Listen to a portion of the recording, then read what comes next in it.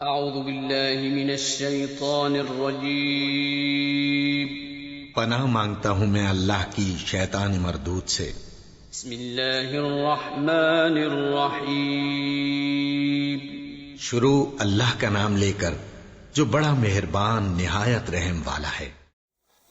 اللهم صل على سيدنا ومولانا محمد وعلى آل سيدنا ومولانا محمد وبارك وسلم عليه۔ السلام علیکم ورحمۃ اللہ تعالی وبرکاتہ۔ محترم ناظرین گرامی اور سامعین کرام، آج آپ کی خدمت میں اپنی کتاب امثال الحدیث کے باب قرآن پاک کے بارے میں امثال الحدیث میں سے ایک نئی حدیث پاک آپ کی خدمت میں پیش کر رہے ہیں، اور اپنے مفہوم کے لحاظ سے یہ حدیث پاک بہت اہم ہے، اور اس کے اندر اللہ کے رسول صلی اللہ علیہ وسلم کی طرف جو حدیث منسوب کی گئی ہے اس میں بتایا گیا ہے کہ قرآن پاک کس طرح انسان کی ایمانی اور روحانی زندگی کے اندر تبدیلیاں کر سکتا ہے۔ تو سب سے پہلے ہم آپ کی خدمت میں اس کی تلاوت پیش کرتے ہیں، اس کا مختصر سا ترجمہ، اور پھر اس کے بعد انشاءاللہ اس کی تشریح آپ کی خدمت میں پیش کریں گے۔ تو آئیے سب سے پہلے ہم اس کی تلاوت کرتے ہیں۔ بسم اللہ الرحمن الرحیم۔ عن ابی سعید ولا اعلمه الا قد اسنده الى النبي صلی اللہ علیہ وسلم قال ان مثل القرآن والناس كمثل الارض والغيث بينما الأرض ميتة هامدة إذ أنزل الله الغيث فتهتز ثم يرسل الله الرياح فتربو ثم لا يزال الله يرسل حتى تبدر ثم تنبت ويتم نباتها فيخرج الله ما فيها الرياح فيخرج الله ما فيها من زهراتها ومعايش الناس فيها كذلك فعل الله بهذا القرآن والناس أو كما قال رسول الله صلی اللہ علیہ وسلم۔ اس حدیث کو مشہور محدث جناب شیخ الاصبہانی نے اپنی کتاب جامع الامثال کے اندر نقل کیا ہے، اور اس کا ترجمہ ہم پیش کرتے ہیں کہ حضرت ابو سعید رضی اللہ تعالیٰ عنہ اس حدیث کی روایت حضور پاک صلی اللہ علیہ وسلم کی طرف کرتے ہیں کہ آپ نے فرمایا کہ قرآن اور انسانوں کی مثال زمین اور بارش کی طرح ہے۔ تو پہلی بات تو ہم یہ نوٹ کر لیں کہ اللہ کے رسول صلی اللہ علیہ وسلم قرآن کو جو ہے اس کی مثال دے رہے ہیں زمین اور بارش کی طرح، اور اس کے مقابلے میں انسان ہے۔ زمین جب کہ مردہ اور سوکھی ہوتی ہے تو اللہ تعالیٰ اس پر بارش نازل فرماتا ہے، جس کے نتیجے میں وہ ابھر کر پھول جاتی ہے۔ پھر اللہ تعالیٰ موسلادھار بارش نازل فرماتا ہے، جس کے نتیجے میں وہ پھولنے اور ابھرنے لگتی ہے۔ پھر اللہ تعالیٰ وادیوں کو مسلسل پانی سے اس قدر بھر دیتا ہے کہ زمین بیج اگاتی ہے اور اناج اگاتی ہے اور نباتات اگاتی ہے، اس کے نباتات پھلتے پھولتے ہیں۔ اللہ تعالیٰ زمین کے حسن اور زینت کو نمایاں اور اجاگر فرماتا ہے، اور اسی زمین میں سے انسانوں اور چوپایوں کے لیے زندگی کا سامان فراہم کرتا ہے۔ اللہ تعالیٰ نے ایسا معاملہ قرآن کی بدولت انسانوں کے ساتھ فرمایا۔ تو اس حدیث کے اندر جو بات بیان کی گئی ہے وہ بعین ہی مبنی بر حقیقت ہے کہ قرآن جو ہے وہ انسانوں کے لیے ایسے ہے جیسے بارش مردہ اور بنجر زمین کے لیے ہوتی ہے۔ تو اس کے اندر تو زیادہ وضاحت کی ضرورت نہیں ہے، کیونکہ حضور پاک صلی اللہ علیہ وسلم جب تشریف لائے اور آپ نے اپنی نبوت کا اعلان فرمایا اور قرآن کی آیات آپ کے اوپر نازل ہونا شروع ہوئی، تو آپ جب دعوت لوگوں کے سامنے پیش فرماتے تھے تو اس دعوت کے اندر آپ لوگوں کو قرآن کی آیات سناتے تھے،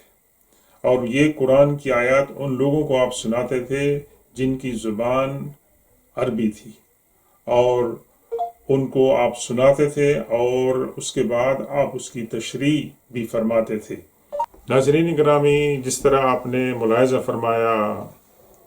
اس حدیث کے متن اور اس کے ترجمے میں کہ اللہ کے رسول صلی اللہ علیہ وسلم نے اس کی وضاحت فرمائی کہ زمین جب بنجر ہوتی ہے، سوکھی ہوتی ہے، بے آب و گیا ہوتی ہے، اور زمین جب کچھ پیدا نہیں کر سکتی، مردہ ہوتی ہے، تو اللہ تبارک و تعالیٰ اس کے اوپر بارش نازل فرماتے ہیں، اور اللہ تبارک و تعالیٰ کی بارش نازل کرنے کے نتیجے میں وہی مردہ زمین دوبارہ جو ہے پھل اور پھول اگاتی ہے، اور اس سے انسانوں کو، حیوانات کو اور دیگر مخلوقات کو فائدہ ہوتا ہے۔ اور اللہ کے رسول صلی اللہ علیہ وسلم فرمایا کہ یہی معاملہ اللہ تعالیٰ نے انسانوں کے ساتھ بھی فرمایا، اور یہ حدیث پاک جیسے میں نے عرض کیا مبنی بر حقیقت ہے کہ اللہ کے رسول صلی اللہ علیہ وسلم جب تشریف لائے تو انسانیت کی مثال بنجر زمین کی طرح تھی۔ کہنے کے لیے بنجر زمین زمین ہے، لیکن زمین کا جو کام ہے، اس کا جو فنکشن ہے اور اس کا جو مقصد ہے کہ وہ انسانوں کو، مخلوقات کو پھل، نباتات اور پھول جو ہے وہ فراہم کرے، اگر وہ نہیں پہنچا رہی ہے تو اس کا مطلب یہ ہے کہ زمین کا جو اصل مقصد ہے وہ اس کے اندر ناکام ہے۔ اسی مثال کو آپ استعمال کریں انسانوں کے اوپر۔ وہ انسان جو اللہ کی توحید سے اور انبیاء کرام کی رسالت سے محروم ہوتے ہیں، یعنی ایمان سے جب محروم ہوتے ہیں تو وہ کہنے کے لیے انسان کہلاتے ہیں، لیکن ان کی مثال بنجر زمین کی طرح ہوتی ہے کہ ایک انسان اگر ایمان سے محروم ہوگا تو اعمال صالحہ اس سے کس طرح صادر ہوں گے؟ اعمال صالحہ نہیں صادر ہو سکتے ہیں کیونکہ انسان ایمان سے محروم ہوتا ہے۔ تو اللہ کے رسول صلی اللہ علیہ وسلم یہی بات بیان فرما رہے ہیں کہ جب آپ کی دعوت کے نتیجے میں لوگوں نے اسلام قبول کیا، قرآن کو پڑھنا شروع کیا، قرآن کے اوپر غور کرنا شروع کیا، تو ان کی زندگیاں بدل گئیں، ان کی زندگیاں ماضی کے مقابلے میں مختلف ہو گئیں، اور وہ مختلف انسان بن گئے، اور اس وقت جو ہے وہ انسان کہلانے کے قابل بنے۔ تو یہاں ایک تو اللہ کے رسول صلی اللہ علیہ وسلم نے بالفاظ دیگر قرآن کا تعارف پیش کیا ہے کہ قرآن کی تعریف کیا ہے، قرآن کس قسم کی کتاب ہے، اور دوسرا قرآن کا جو کردار ہے، قرآن کا جو رول ہے انسانوں کی اصلاح کے لیے، وہ بھی اللہ کے رسول صلی اللہ علیہ وسلم نے بیان فرما دیا۔ تو یہاں ایک بہت بڑی بیماری جو انسان کے اندر ہے، روحانی بیماری، وہ دل کی بیماری ہے کہ جب انسان کا دل جو ہے قرآن سے محروم ہوگا، ایمان سے محروم ہوگا، تو انسان جو ہے وہ ایسے اعمال کرے گا جن کے اندر کوئی اس کو دینی طور پر اور اخروی طور پر فائدہ نہیں ہوگا۔ آپ پھر مزید دیکھیں کہ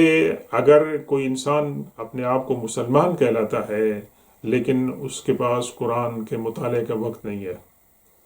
اور قرآن کے اوپر غور و فکر کا وقت نہیں ہے، تو آپ اس کو حضور پاک صلی اللہ علیہ وسلم کے الفاظ میں ایک اور اصطلاح استعمال کی جاتی ہے کہ دلوں کو زنگ لگ جاتا ہے۔ تو یہ بڑی عجیب سی تشبیہ ہے کہ دلوں کو زنگ لگ جاتا ہے، اور دل تو خون سے بنا ہوا ہے، اس کو زنگ کیسے لگتا ہے؟ لیکن اس کو بہتر طور پر حضور پاک صلی اللہ علیہ وسلم ہی پہچان سکتے ہیں کہ آپ حکیم انسانیت ہیں اور آپ طبیب انسانیت ہیں۔ تو آپ نے فرمایا کہ دلوں کو جو زنگ ہے اس کو دور کرنے کا علاج یہ ہے کہ انسان قرآن کی تلاوت کریں اور اپنی قبر کو یاد رکھیں اور اللہ کا ذکر کریں، اور اللہ کا ذکر کریں گے، قرآن کی تلاوت کریں گے، تو اس سے ان کا جو دل کے اندر جو زنگ ہے وہ دور ہو جائے گا، اور وہ دوبارہ ایک مومن کے طور پر ان کی زندگی جو ہے وہ آ جائے گی۔ اور اس کے اندر مزید وضاحت کی ضرورت نہیں ہے کہ حضور پاک صلی اللہ علیہ وسلم کے اولین مخاطبین کہنے کے لیے انسان تھے، لیکن ان کی زندگیاں جو تھیں وہ ایمان سے اور اسلام سے خالی تھیں، اور اللہ تبارک و تعالی نے ان کو قرآن جب نازل دیا تو قرآن کی برکت سے ان کی زندگیاں جو ہے وہ تبدیل ہو گئے۔ قرآن سے استفادہ کرنے کے بہت سے طریقے ہیں، اور ان میں پہلی بات یہ ہے کہ انسان پاکیزگی اور طہارت کی حالت کے اندر قرآن کی تلاوت کرے، قرآن کے الفاظ کے اوپر، قرآن کے معنی کے اوپر غور و فکر کریں، اور پھر یہ ہے کہ ان معانی کو انسان کوشش کرے کہ اپنی زندگی میں ان کو اپلائی کرے۔ قرآن پاک کے اندر جو ہے مختلف موضوعات ہیں، کہیں پر قرآن پاک جو ہے وہ پرانے قوموں اور انبیاء کرام کی مثالیں اور ان کے قصے جو ہیں وہ بیان کرتے ہیں، اور ان قصوں کو اور کہانیوں کو بیان کرنے کا مقصد کیا ہوتا ہے کہ انسان ان پر غور و فکر کرے اور ان طریقوں سے بچنے کی کوشش کرے کہ جس کی وجہ سے ان قوموں کو زوال آیا۔ اور کہیں پر اللہ تبارک و تعالی نے اخلاقی معاملات جو ہیں وہ پیش کی ہیں، اور جو بطور انسان کو کام کرنے چاہیے، اور کہیں کاموں سے رکنے کا حکم دیا ہے۔ تو یہ تمام باتیں جو ہیں قرآن پاک کے اندر جو ہے وہ بیان کی گئی ہیں۔ اس لیے قرآن پاک کی تلاوت اور اس پر غور و فکر جو ہے یہ ہماری روزمرہ کی زندگی کا معمول ہونا چاہیے۔ اللہ تبارک و تعالی ہم سب کو قرآن کی تلاوت اور اس کا ساتھ دینے کی توفیق عطا فرمائے۔ ناظرین گرامی، یہاں پر ہم اپنی گفتگو کو ختم کرتے ہیں، اور انشاءاللہ ایک دوسری مثال کے ساتھ آپ کی خدمت میں حاضر ہوں گے۔ تب تک کے لیے اجازت، خدا حافظ۔ سبحان ربک رب العزت عما یصفون وسلام علی المرسلین والحمد للہ رب العالمین۔